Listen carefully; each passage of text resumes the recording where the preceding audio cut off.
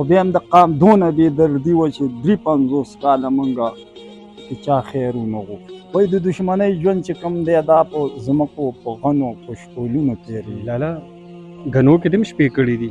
بالکل په مچدانو کې هم په غنو کې شپې موږ په دې پټي کې هم په نارو ګوګونه کړي، په ګوتو هم غاښورې کړي، په دې ګوتو کې به هم مارکونډۍ وي خو په دې اخره کې نه. بسم الله الرحمن الرحیم. دا خیبر ترجمان ټلویزیون قدرمنو کتونکو السلام علیکم. سنگرخان ما نننی پروګرام کې به زه په دوه مختلف ژوندونو باندې خبرې کوم. یو هغه ژوند وي، هغه ورځې شپې وي چې هغه د دشمنۍ په اور کې تېرېږي، او بیا هغه ورځې شپې وي چې هغه د دشمنۍ نه بغیر په ژوند کې تېرېږي. ستاسو مخې ته به دا راوړم چې د دشمنۍ دغه ژوند څنګه وي، او بیا د هغې نه بعد چې کله دغه دشمني خدای پاک ختمه کړي نو دغه ژوند څنګه وي. قدرمنو کتونکو ما سره ستارخان لالا موجود دی، بلکې ما ورسره 2 پروګرامونه کړي دي او دغه پروګرامونه تاسو کتلی هم دي. یو هغه وخت کې مې د پروګرام کړی چې کله د دشمني وه، بیا چې کله روغې طرف ته خبرې لاړې دغه وخت کې مې هم یو پروګرام کړی، خو د روغې وخت وشو. اوس یو څو تپوسونه کوو چې دا ژوند دی څنګه روان دی، خو په دې کې مې بنیادي مقصد دا دی چې د دشمنۍ ژوند څنګه وي او د دشمنۍ نه بعد ژوند څنګه وي. د دشمنۍ خواهشمن بعضې خلک هغه د مستۍ چلونه کوي، هغوی دپاره به نن څه پیغام وي چې دشمني ځان له کتل پکار دي که نه ځان ته خلاصول پکار دي. ستار لالا څنګه یې؟ سنگرخان بھائی ستا ډېره شکریه. زه به دا ووایم چې مخکې جوړه چې کومه شوې ده دا د ویډیو په ذریعه شوې چې زموږ یو فریاد و او خلکو ته ټولو ته لاړو، حکومت ته هم لاړ. ستا خدای الله عزت وکړي او الله دې په خپله د غمونو نه وساته. باقي به زه دا خبره وکړم چې د دشمنۍ ژوند ډېر د یو ذلالت ژوند دی او ډېر د خفګان ژوند دی. یو ستار ته تکلیف نه وي، کور کې تورسرو ته تکلیف وي، بچو ته تکلیف وي، رشتې ته تکلیف وي، دوست ته تکلیف وي. خو زه به دا خبره وکړم چې زموږ دشمني که راغلې ده نو به یو د پاټۍ او د قام نه راغلې وه، خو بیا هم د قام دونه بېدردي وه چې 53 کاله موږ د چا خیر ونه غوښت. خو زه په خپله هم همدا فیصله کې وکړه چې دا ژوند یو غلط ژوند دی او ما د ورکوټیوالې نه تېر کړه، اوس دې بچي دي راشه بس ښه وږه کته کو د دشمن کوڅې له هم لاړم او خپل جړا فریاد مې وکړ، زه الله رضا شو بانم بس خدای یو سازه کړه. بھائی خالد صاحب چې کوم دی دا هم په جوړه کې جوړه ما وکړه. خو زه بیا هم وایم چې سنگرخان خان دا صرف او صرف دې فریادونه وکړه او د خپلو جړاګانو وکړه. وایي د دشمنۍ ژوند چې کوم دی دا په ځمکو په غنو په شپولونو تېرېږي. خو نن به زه به دا ووایم چې ډېر خلک لګیا دی او بر ناقضان د دشمنۍ نه ګوري. وایي دا خور ته هم دا دړ رسي، دا ترور ته هم رسي. خو زه دا افسوس کوم چې چا دا دردونه لیدلي دي نو به پردی خویندې ونه ژړوي. خو غټه خبره دا ده چې دې خلکو نه دړ لیدلی او نه به یې میندو ژړلي. زه دا خبره کوم چې یو خو به یې بر ناقه مړي چاړي دي، واړه مري بر ناقه سنگرخان غوندې خلک هم په لارې روانې ډستې پورته کړي. بل ډېر ظلمونه دي. پخوا به چېرته یو 4 اجرتین یو به پېښور کې و، یو به چارسده کې. اوس وروره دا د ستنې بچي دي او ډېر ارزان مړي کوي، ځکه چې غوا خو په 15 لکه کېږي، خدای دې سکي په قیامت هم نه کوي. انسان دونه بې قیمته نه دی. لالا پخوا چې د اجرتین 4 که نه نو د انسان د مرګ د قیمت په هم دوی ډېر اخیستو او هغه به لږ زیات و، ځکه چې خلک به کم میلاوېدو. اوس چې کم دی نو ډېر زیات دي او وایي مړي چې کم دی به په ډېر ارزانه طریقه کېږي. وایي موږ غوندې خلک روزګار هم نشو کولی چې بچو له یو روزګار روان کړو، ځکه که روزګار کوي نو د ارزان اجرتین پرې راشي او ډاق به ترې پورته کړي نو د هغې نه وایي په کور کې ناست. یعنې خواهش هم دا دی چې موږ هر بچي له یو روزګار روان کړی نو د دې روغې نه پس د دې روغې نه پس. اوس مخکې خو نه شو، خو نن هم به یو افسوس دا کوو چې د دې وجې نه شو کولی د دې حالات په وجه. حالات ډېر سخت خراب دي. زه حکومت ته دا درخواست کوم چې دوی په دې خلکو دې نظر واچوي، روغو ته دې د روغو په نظر وکتلی شي او ناروغو ته دې په ناروغه وکتلی شي. نو بس زه به یې نور هېڅ هم نشم ویلی خو خفګان مې دی. د خلکو ته ووایې که نه تا باندې خپله په دې دښمنۍ کې څه څه سختې تېرې شوي دي؟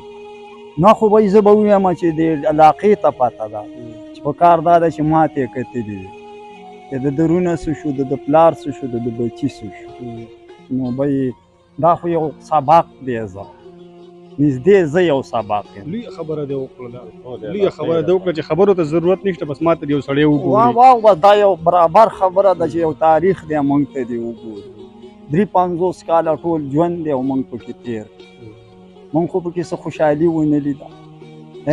موږ خو که پردی هم دشمن مړ دی نو موږ ژړلي ځکه چې بهی داسې ژوند خو نه دی چې موږ دې لګیا یا دې وژنو و دې لګیا ما دې وژني نو که هغه مړ دی ما دې اخره کې به یې والله په سلګو ژړلي چې رب العالمین را موږ دې په څه لاله تړو دي او دا خلک څه کوي. لاله ما چې ستاسو یو انټرویو کړی وګله ستاسو دښمني شروع وله هغه وخت کې ستا فریاد دا و چې یاره خوب مې نشته اختر مې بې رنګه دی پیکه دی ژوند مې ټول پیکه دی. دښمنۍ نه بعد خو پکې ډېره ښه تبدیلي راغلي ښه تبدیلي پکې راغلي خو د علاقې په نظر څه چې وګورې نو ژوند ته خوشحالي ځکه نه میلاویږي چې دا څه شروع دي که نه او سړی مسلمان نو خوشحالي نه راځي خفګان چاپېرچل کې ظلم زیاتی ډېر ظلم او زیاتی ډېر په نظر ښکاري نو به زه یم چې ژوند کې به باقي خوشحالي کمه ده. ژوند کې سهولت نشته ژوند کې به خوشحالي ځکه کمه ده چې دې ځای کې به مړی وشو دې ځای کې وشو دې ځای کې وشو.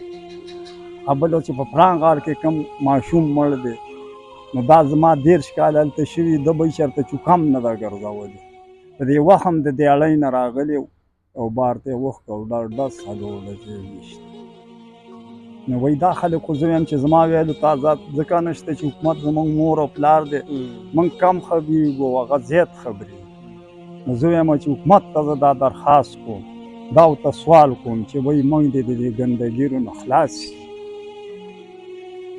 صحیح لاله غنو کې دې هم شپې کړي دي؟ بالکل په مچدانو کې هم په غنو کې شپې موږ کړي غنو کې به د مچردانې اچولې جی بالکل د حکومت نه به م ځان ډډې ته کوه دښمن نه به یم ځان ساته دښمن نه به م ساته او د حکومت نه به م ډډه کوله چې موږ چېرته په غم وانه وو نو ډېره سخته به م تېروله چې وایي ځکه د مینې ځای په غنو کې مې چې موږ نه چاته تکلیف ونه رسي نو خپل ژوند هم ډېر په ضلالت سره تېر شوی ښه نه دی تېر شوی په پردي پټي کې په نارو ګوګونه کړي په ګوتو م غاښورې کړي په دې ګوتو کې به مارکونډی وي خو به د اخره کې نه خوږېدې موږ ویلي دي پکې مزدوري به دې کوو مزدوري به مې کوو نو به جي ضمیر دا فیصله نه راکوله چې یا لار وه یا داسې کار وکړه دا لنګ چې شروع دي ځکه چې موږ ډېر زیات ژړلي نو موږ ته د بل ژړا سخته عیب ښکاره کېده چې دا ظلم دی دا زیاتې او نن چې څه شروع دي نو به بې ګناه مړي شروع دي نه د چا ښه شته او نه بد شته او مري او به په بر ناقت که نه نو به دا لږ ظلم دی دا زیاتې دی او زموږ خو غریبي ده او زموږ مجبوري ده ګورو به اوس کولی نه شو نو به حکومت زموږ مور او پلار دی.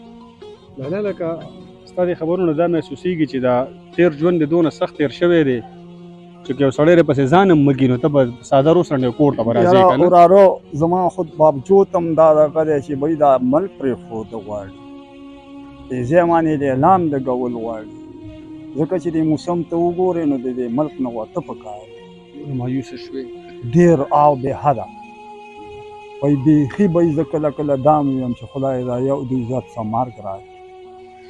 صحیح ستار لاله دا خو ډېر د تشویش خبره دا وکړه چې زه ستا چې هر څنګه خو یو نوم دې شته دا به ووایم چې د وحشت یو نوم دی خلک به درنه یریږي ځان به درنه ساتي.